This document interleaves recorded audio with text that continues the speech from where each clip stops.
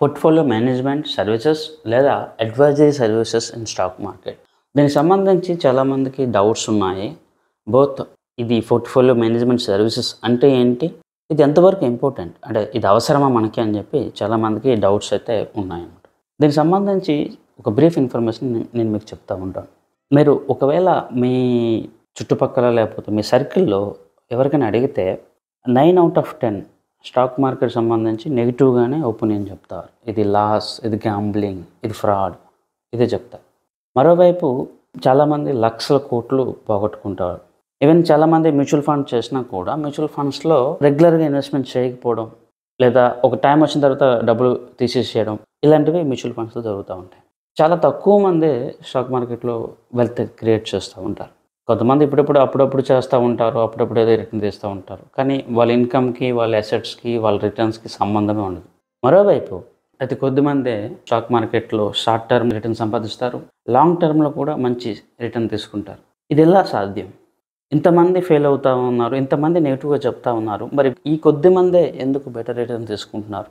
ఇందులో almost 10% own trading ద్వారా లేకపోతే ఓన్ డెసిషన్ ద్వారా వెల్త్ క్రియేట్ చేస్తూ ఉంటే, మిగతా 90% ఇన్వెస్టర్స్ ఒక ప్రొఫెషనల్ మేనేజ్మెంట్ కంపెనీ ద్వారా, ఒక ప్రొఫెషనల్ అడ్వైజరీ సర్వీసెస్ ద్వారా వాళ్ళ యొక్క వెల్త్ని బెటర్గా డిజైన్ చేసుకుంటూ ఉన్నారు. దీంట్లో ఎటువంటి డౌట్ లేదు. నేను ఇదివరకు చెప్పినట్టుగా చాలామంది మార్కెట్ పట్ల నెగిటివ్గా కామెంట్ చేయడానికి కారణం ఆ డెసిషన్ వాళ్ళు ఓన్గా తీసుకున్నారు, లేదా వాళ్ళకి సరైన అవగాహన లేక వాళ్ళు లాస్ అయిపోయారు, లేకపోతే నష్టపోయారు. కానీ ఎవరైతే ఒక ప్రొఫెషనల్ మేనేజ్మెంట్, ప్రొఫెషనల్ అడ్వైజర్ ద్వారా సపోర్ట్ తీసుకుని ఇన్వెస్ట్మెంట్ చేస్తూ ఉంటారో వాళ్ళు ఈ మాట మీకు చెప్పారు. ఇప్పుడు నా దగ్గర కొన్ని వందల కస్టమర్స్ ఉన్నారు. ఏ ఒక్క కస్టమర్ అడిగినా కూడా హ్యాపీ ఫీల్ అవుతాడు. బెటర్ రిటర్న్ చూశారు కాబట్టి వాళ్ళు హ్యాపీగానే చెప్తారు. అది ఒక్కరోజు కాదు, ఒక నెల కాదు, కొన్ని సంవత్సరాలుగా నేను వాళ్ళకి బెటర్ రిటర్న్స్ అయితే ఇచ్చాను. సో ఆ పర్సన్ యొక్క ఎక్స్పీరియన్స్ బట్టి, ఆ పర్సన్ యొక్క నాలెడ్జ్ బట్టి ఈ ఒపీనియన్ అనేది క్రియేట్ చేసుకుంటాడు అనమాట. ఇంకొక ప్రాబ్లం ఏంటంటే మార్కెట్లో ప్రతిదీ మేమే చేయాలి, మేమే చేసుకోగలం అని ఒక ఇది ఓవర్ స్మార్ట్నెస్ లేకపోతే ఓవర్ కాన్ఫిడెన్స్ తెలియదు. కానీ మార్కెట్ని తక్కువ అంచనా వేసి మార్కెట్ మా చేతుల్లో ఉందని చెప్పో, దీని మీద ఎక్స్పెరిమెంట్లు చేద్దామని చెప్పి చాలామంది ఈరోజు మార్కెట్లోకి వచ్చి చేతులు కాల్చుకున్నారు, కొంతమంది లక్షల కోట్లు కూడా పోగొట్టుకున్నారు. అంతేగాని ఒక ప్రొఫెషనల్ అడ్వైజర్ ద్వారా మనం ఫాలో అవుదామా, ఆయన సలహాలు తీసుకుందామా, ఇది లాంగ్ టర్మ్ ప్రాసెస్, దీన్ని వెల్త్ క్రియేట్ చేసుకోవడానికి యూజ్ చేద్దామని చెప్పి ఎవరికి ఇంట్రెస్ట్ అయితే ఉండట్లేదు. మరోవైపు మనం మెయిన్ టాపిక్ వస్తే పోర్ట్ఫోలియో మేనేజ్మెంట్ అంటే ఏమీ లేదు. ఇక్కడ రెండు కేసెస్ ఉన్నాయి. ఒకటి ఒరిజినల్ పిఎంఎస్ లేదా మెయిన్ పిఎంఎస్ అంటాం. మెయిన్ పిఎంఎస్ అంటే మీ అమౌంట్ క్యాపిటల్ని ఒక ఫండ్ మేనేజ్మెంట్ కంపెనీకి ఇస్తాము, పోర్ట్ఫోలియో మేనేజ్మెంట్ సర్వీసెస్ కంపెనీకి. వాళ్ళు మీ అమౌంట్ని డిఫరెంట్ స్టాక్స్లో లేదా డిఫరెంట్ అసెట్స్లో అలొకేషన్ చేస్తారు. అలా డెసిషన్ వాళ్ళే తీసుకుంటారు, బై సెల్ వాళ్ళే చేస్తారు. ఇది ఒక సిస్టమేటిక్ వేలో జరుగుతూ ఉంటుంది. దీన్ని పోర్ట్ఫోలియో మేనేజ్మెంట్ సర్వీసెస్ అంటాం. యాజ్ పర్ సెబీ గైడ్లైన్స్ ఒక పిఎంఎస్ సర్వీస్ ఇవ్వాలి అంటే ఆ investor minimum 50 lakhs rupees investment చేయాలి. అంతకన్నా తక్కువ ఉంటే పిఎంఎస్ సర్వీస్ ఇవ్వకూడదు. ఇది సెబీ గైడ్లైన్స్ అనమాట. దానికి సంబంధించి మనం డిఫరెంట్ వీడియోలో మళ్ళీ మాట్లాడుకుందాం.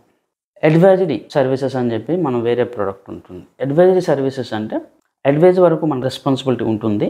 ఇన్వెస్టర్స్ తన ఓన్ అకౌంట్లో బై సెల్ లేదా ఆర్డర్స్ ఎగ్జిక్యూషన్ తను చేసుకుంటాడు. ఇది ఒక టైప్ ఆఫ్ పిఎంఎస్ఏ.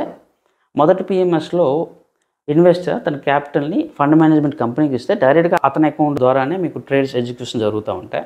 సెకండ్ కేసులో ఇన్వెస్టర్ తన ఓన్ అకౌంట్లోనే ట్రేడింగ్ చేసుకుంటారు లేదా బై సెల్ చేస్తూ ఉంటారు. ఇది కేవలం ఎడ్యుకేషన్ పర్పజెస్ కోసం. కానీ థీమ్ అనాలిసిస్ రెండిట్లో ఒక్క విధంగా ఉంటుంది. ఆ fund manager interest, philosophy different బేస్డ్గా అది జరుగుతూ ఉంటుంది. సో ఇది పిఎంఎస్, అది పిఎంఎస్ అని మనం అనుకోవచ్చు టెక్నికల్గా.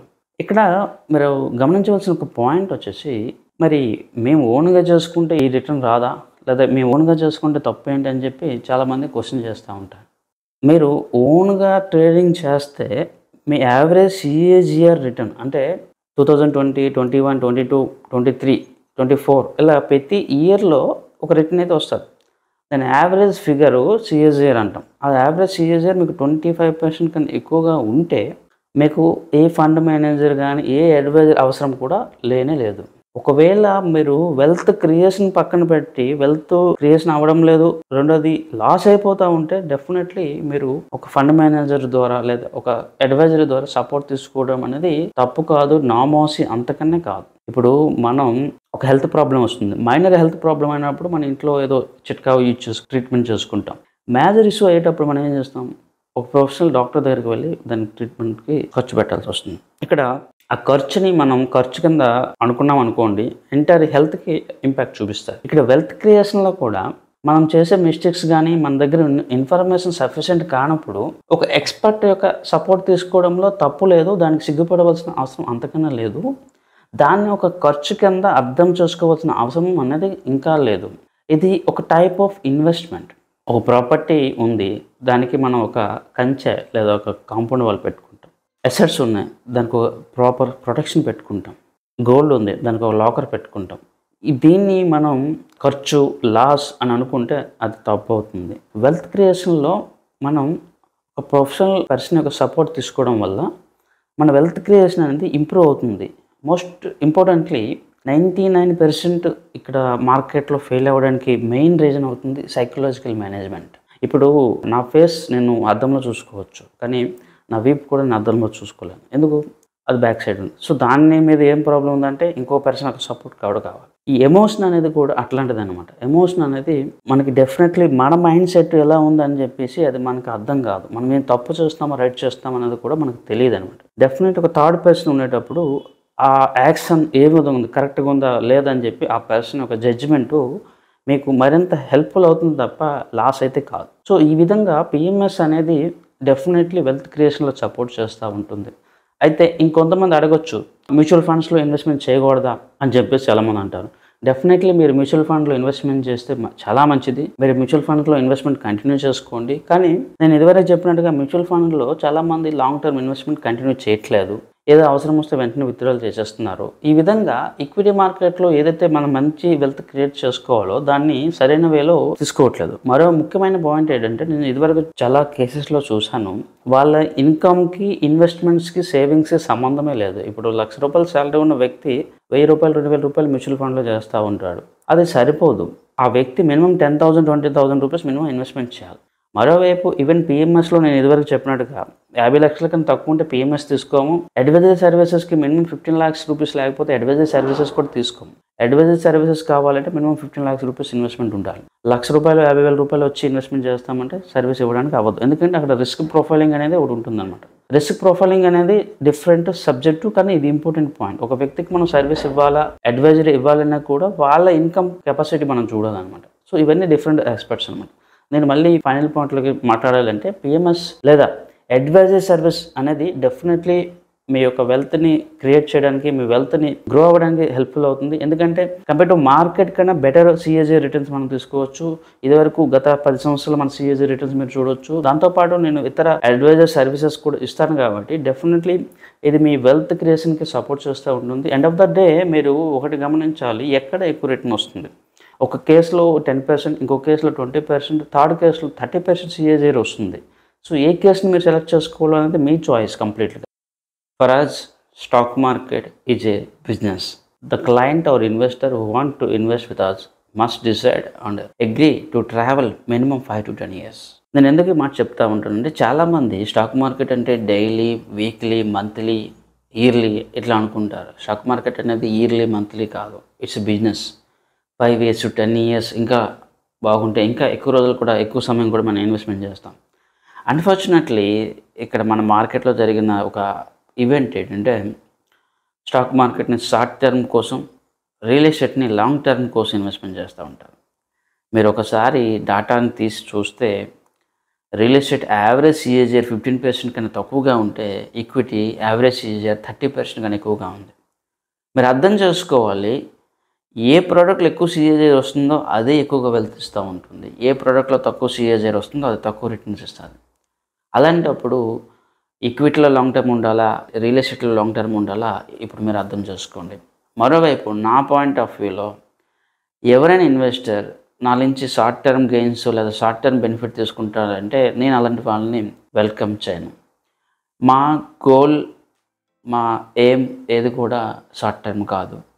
మేము మా థీమ్ని, మా ఫిలాసఫీని లాంగ్ టర్మ్లోనే ప్లాన్ చేస్తూ ఉంటాం. మా కస్టమర్స్ కూడా మాతో పాటు లాంగ్ టర్మ్ ట్రావెల్ చేసే ఇంట్రెస్ట్తోనే ఉండాలి. అండ్ ట్రస్ట్ అనేది కూడా చాలా ఇంపార్టెంట్. 100% ట్రస్ట్ ఉంటేనే మాతో మీరు కాంటాక్ట్ అవ్వండి. ర్యాండమ్ క్వశ్చన్స్ 99.9% ట్రస్ట్ ఉన్నా కూడా నేనైతే యాక్సెప్ట్ చేయను. ఈ మాట మీకు రూడ్గా అనిపించవచ్చు, కానీ ఇది చాలా వాస్తవం అనమాట. ఎందుకంటే నేను ఇదివరకు కొన్ని వందల కస్టమర్స్తో మాట్లాడడం, వాళ్ళతో ట్రావెల్ చేయడం జరిగింది. కొంతమంది 1 మంత్, కొంతమంది 1 ఇయర్ ఇలా ఎగ్జిట్ అయిపోతూ ఉంటారు. చాలా కొద్దిమంది 3 ఇయర్స్, 5 ఇయర్స్ మాతో ట్రావెల్ చేస్తూ ఉంటారు. ఎవరైతే ట్రావెల్ చేస్తారో వాళ్ళకి మనం బెటర్ వెల్త్ అయితే ఇవ్వడం జరిగిందనమాట. సో ఇక్కడ నేను చెప్పేది ఫండా ఒకటే, ఏదైనా కూడా long term relationship, long term ఇన్వెస్ట్మెంట్ని ప్లాన్ చేసుకోండి. షార్ట్ టర్మ్ ప్లాన్స్ ఎప్పుడు కూడా షార్ట్ టర్మ్లో బెనిఫిట్ ఇవ్వచ్చేమో కానీ లాంగ్ టర్మ్లో అవి మీ పోర్ట్ఫోలియోస్ని కానీ మీ వెల్త్ని కానీ డిస్టర్బ్ చేస్తాయి. మరొక ఇంపార్టెంట్ పాయింట్ నేను మళ్ళీ చెప్తాను. స్టాక్ మార్కెట్ అనేది ఒక బిజినెస్. మీరు ఇందులో ఇన్వెస్ట్మెంట్ చేస్తున్నారు అంటే మీరు ఒక బిజినెస్ చేస్తున్నారు అని చెప్పి అర్థం చేసుకుని ఇన్వెస్ట్మెంట్ చేయండి తప్ప, ఈరోజు ₹1,00,000 పెట్టా, రేపు 20,000 అయ్యింది, ఎల్లుండి 10,000 అయ్యింది, ఇలాంటి మైండ్ సెట్తో ఉంటే ప్లీజ్ స్టాక్ మార్కెట్ని అవాయిడ్ చేయండి. అండ్ మా సర్వీసెస్ లేదా మా అడ్వైజర్ సర్వీసెస్ని కూడా అవాయిడ్ చేయండి. ఐ హోప్ ఈ వీడియో మీకు హెల్ప్ఫుల్ అయ్యిందని అనుకుంటాను. పోర్ట్ఫోలియో మేనేజ్మెంట్ లేదా అడ్వైజర్ సర్వీసెస్ సంబంధించి మీకు మరిన్ని డౌట్స్ ఏమైనా ఉంటే మీరు నన్ను డైరెక్ట్గా కాంటాక్ట్ అవ్వచ్చు, లేదా కింద డిస్క్రిప్షన్లో గూగుల్ ఫామ్లో మనం రిస్క్ ప్రొఫైలింగ్ అని చెప్పేసి ఒక ఫామ్ ఇచ్చాం. ఆ రిస్క్ ప్రొఫైలింగ్ అనేది ఫిల్అప్ చేయడం వల్ల మీరు సూటబుల్ ఇన్వెస్టరా కాదా అని చెప్పి నేను డిసైడ్ చేసి మిమ్మల్ని కాంటాక్ట్ అవ్వడానికి ప్రయత్నం చేస్తాను. ఇదివరకు చెప్పినట్టుగా సర్వీసెస్ అనేది రిస్క్ ప్రొఫైలింగ్ సూటబుల్ అయిన పర్సన్కి మనం సర్వీస్ ఇస్తాము, సూటబుల్ కాని పర్సన్స్కి మనం సర్వీస్ ఇవ్వలేము. నేను మీ సత్య సంతోష్ సత్యం అయితే.